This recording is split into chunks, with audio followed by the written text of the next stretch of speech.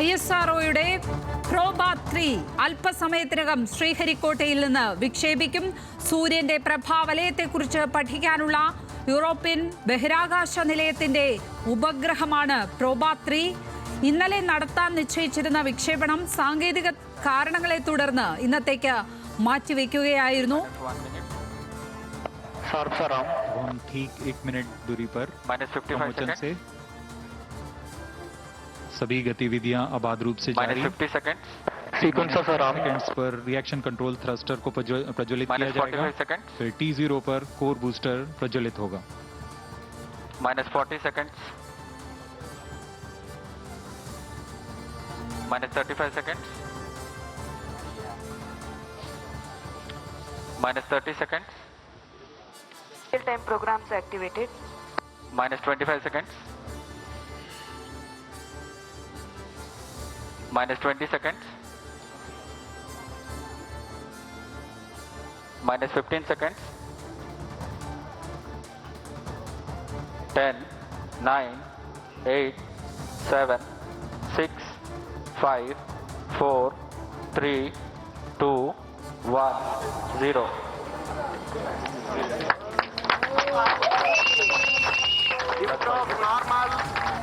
Majestic liftoff of the PSLV C-59 Proba mission from the Satish Dhawan Space Center. यहाँ PSLV C-59 promotion यान का सफलतापूर्ण उत्थापन। Range operation director ने भी इसकी पुष्टि कर दी है। यह पूरी तरह सामान्य उत्थापन है और अपने उद्देश्य की ओर बढ़ता हुआ PSLV C-59 The core S-139 stage thrusting along with the solid strap-on motors. +40 seconds. प्रथम चरण का प्रज्वलन जारी है। यह लगभग 109 सेकेंड्स तक चलेगा। इस दौरान कुल 9000 किलो न्यूटन का प्रणोद उत्पन्न करता हुआ प्रथम चरण यान को उद्दिष्ट दिशा की ओर ले जाता हुआ। First stage performance normal. We are 58 seconds into the launch.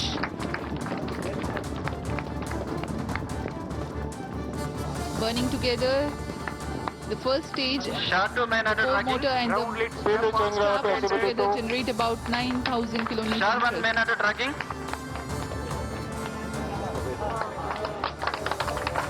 इस क्रम में Stage performance normal. अब हम आगे देखेंगे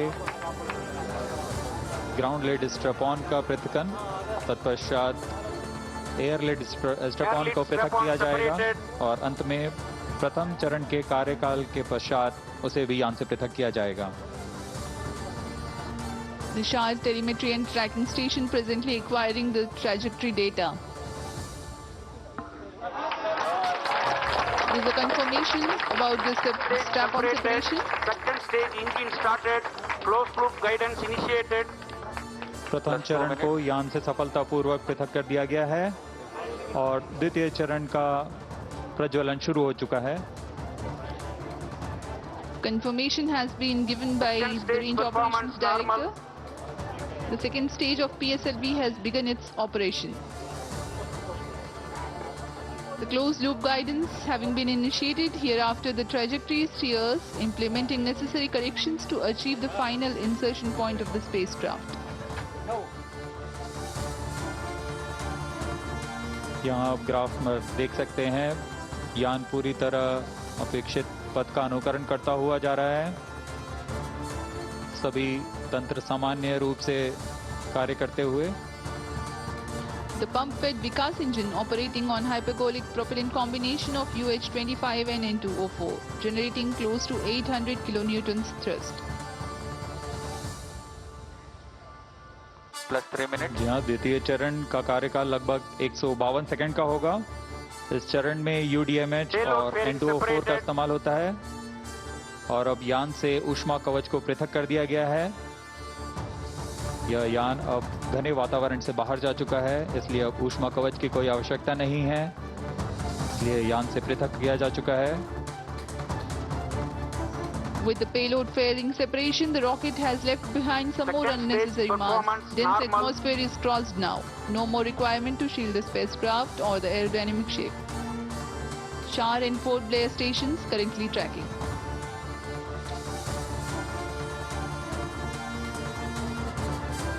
सभी गतिविधियां पूर्व निर्धारित तरीके से जारी हैं।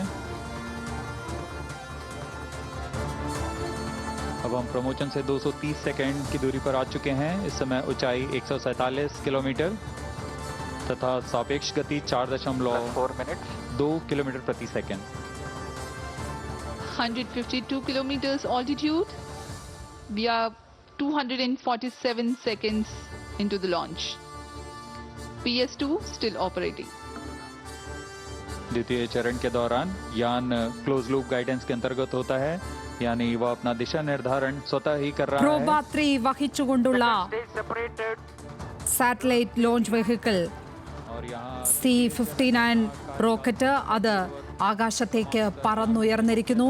കൂടുതൽ വിവരങ്ങളുമായി ഇപ്പോൾ സയൻസ് ഡെസ്കിൽ നിന്നും അശ്വനി എസ് ചേരുകയാണ്. അശ്വനി, 2 ഉപഗ്രഹങ്ങൾ ഒരുമിച്ച് വിക്ഷേപിക്കുന്ന ദൗത്യമാണ് പ്രോബാത്രി. അതിന്റെ പ്രോസസ് എല്ലാം പൂർത്തിയായിട്ടുണ്ടോ? ഈ വിക്ഷേപണം പൂർത്തിയായിട്ടുണ്ടോ? ലക്ഷ്മി ഈ സൂചിപ്പിച്ചതുപോലെ ആദ്യത്തെ 2 ഘട്ടങ്ങൾ പൂർത്തിയായിരിക്കുന്നു. 18 മിനിറ്റ് വേണം, അതായത് ലോഞ്ചിന് ശേഷം 18 മിനിറ്റ് എടുക്കും ഈ ഒരു 2 സാറ്റലൈറ്റുകളും ഇതിൻ്റെ ഓർബിറ്റിൽ ഭ്രമണപഥത്തിലേക്ക് എത്താനായിട്ട്. രണ്ടും ഇതിനൊരു നിരവധി പ്രത്യേകതകൾ ചേർന്ന് അല്ലെങ്കിൽ ഒട്ടേറെ സവിശേഷതകൾ ചേർന്ന ഒരു വിക്ഷേപണം കൂടിയാണ് ഈ പ്രോബ-3യുടേത്. ഇത് ISROയുടെ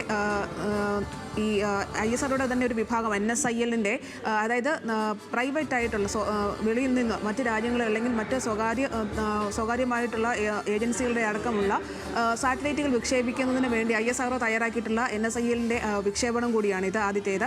അതുപോലെ തന്നെ മറ്റൊന്ന് പ്രത്യേകത എന്ന് പറഞ്ഞാൽ സൂര്യൻ്റെ കൊറോണ എന്ന് പറയുമ്പോൾ അതിൻ്റെ അന്തരീക്ഷത്തിൻ്റെ ചൂട്, അതിൻ്റെ അന്തരീക്ഷത്തിൻ്റെ കാര്യങ്ങളൊക്കെ വിവരങ്ങൾ ശേഖരിക്കാൻ വേണ്ടിയിട്ടുള്ള 2 സാറ്റലൈറ്റുകൾ ചേർന്ന അതാണ് പ്രോബ-3.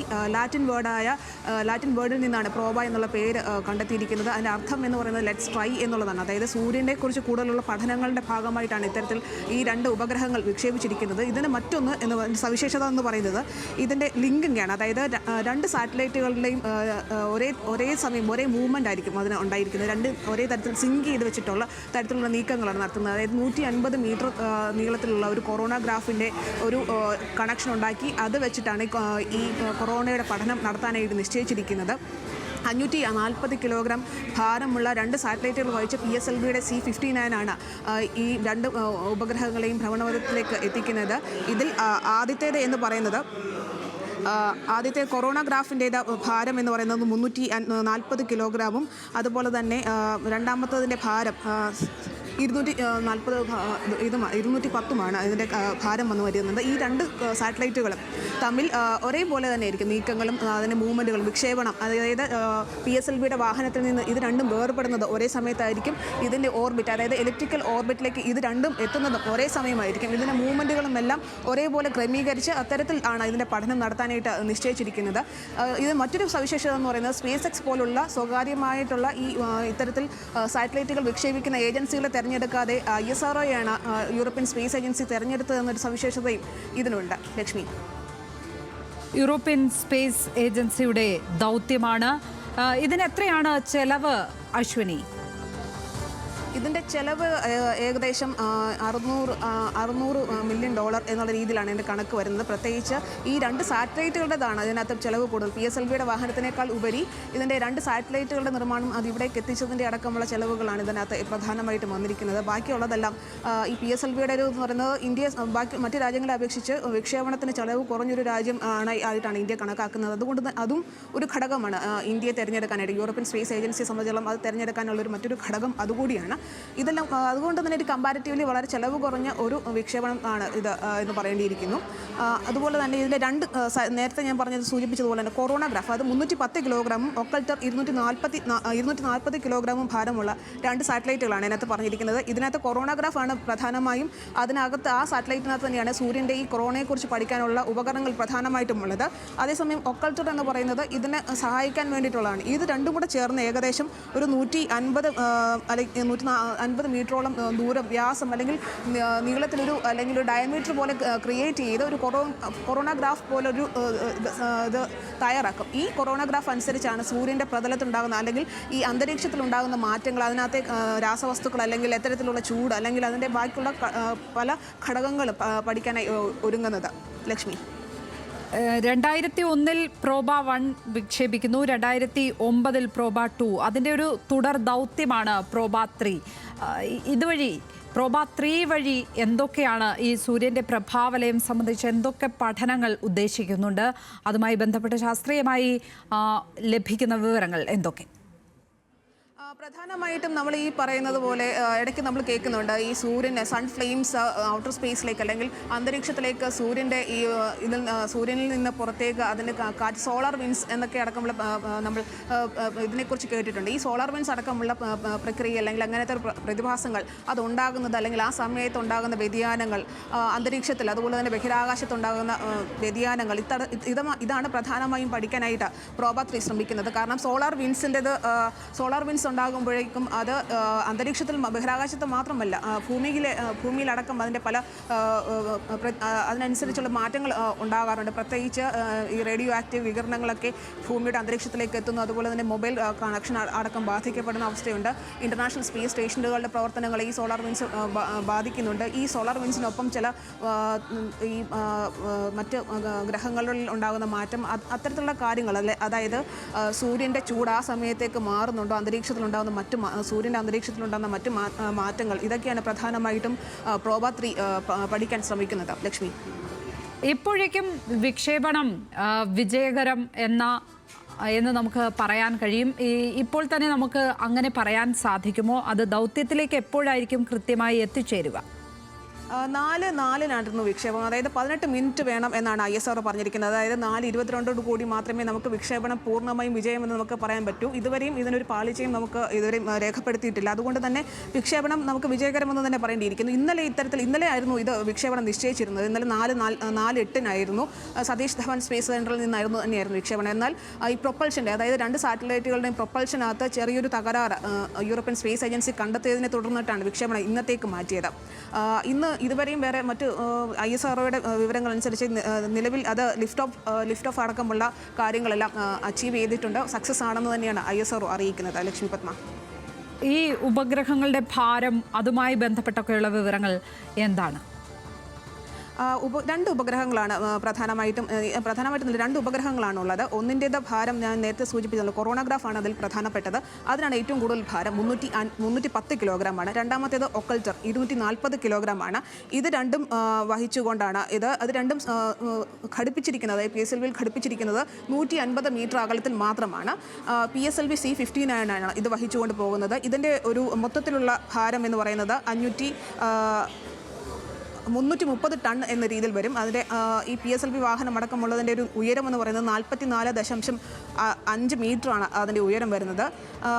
Instruments on both satellites will take close to 6 hours at a time to reach the solar rim and will commence a 19-hour orbit around the earth. അതായത് ഭൂമിക്ക് ചുറ്റും ഒരു 19 മണിക്കൂർ, ഈ 2 ഉപഗ്രഹങ്ങളും ഭൂമിക്ക് ചുറ്റും ഒരു 19 മണിക്കൂർ എടുത്ത് അതിനെ ഒന്ന് വലം വെക്കുകയും ചെയ്യും. അതുപോലെ തന്നെ 6 മണിക്കൂർ കൊണ്ട് സോളാർ റിം അതായത് സൂര്യൻ്റെ അറ്റ്മോസ്ഫിയറിൻ്റെ ഔട്ടർ ലെയറിലേക്ക് 6 മണിക്കൂർ കൊണ്ട് എത്തിപ്പെടും എന്നാണ് ഇപ്പോൾ നമ്മൾക്ക് യൂറോപ്യൻ സ്പേസ് ഏജൻസി പറയുന്നത്. അതായത് 19 മണിക്കൂർ ഭൂമിയെ വലം വെക്കുന്നതിനൊപ്പം തന്നെ സൂര്യന് അടുത്തേക്ക് എത്തുന്ന തരത്തിലാണ് ഇതിൻ്റെ ഒരു പ്രൊജക്ടൈലെല്ലാം ടാർഗറ്റ് അല്ലെങ്കിൽ ട്രജക്ടറി ഇവർ ഫിക്സ് ചെയ്ത് വെച്ചിരിക്കുന്നത്. ലക്ഷ്മി പത്മ, പ്രോബ 3 വിക്ഷേപിച്ചിരിക്കുന്നു. അത് വിജയകരം എന്ന് നമുക്ക് ഈ ഘട്ടത്തിൽ പറയാൻ കഴിയും. ഏതായാലും അല്പസമയം കൂടി കഴിഞ്ഞാൽ മാത്രമായിരിക്കും അത് പൂർണ്ണമായും അങ്ങനെ പറയാൻ കഴിയുക. ISROയുടെ പ്രോബ 3 ആണ് ശ്രീഹരിക്കോട്ടയിൽ നിന്നും വിക്ഷേപിച്ചിരിക്കുന്നത്. സൂര്യൻ്റെ പ്രഭാവലയത്തെക്കുറിച്ച് പഠിക്കാനുള്ള യൂറോപ്യൻ ബഹിരാകാശ നിലയത്തിൻ്റെ ഉപഗ്രഹമാണ് പ്രോബ 3. 2 ഉപഗ്രഹങ്ങളാണ് ഇങ്ങനെ ലോഞ്ച് വെഹിക്കിൾ വഴി PSLV വഴി വിക്ഷേപിക്കപ്പെട്ടിരിക്കുന്നത്. സയൻസ് ഡെസ്കിൽ നിന്നും അശ്വതി S ആണ് വിവരങ്ങൾ പങ്കുവച്ചത്.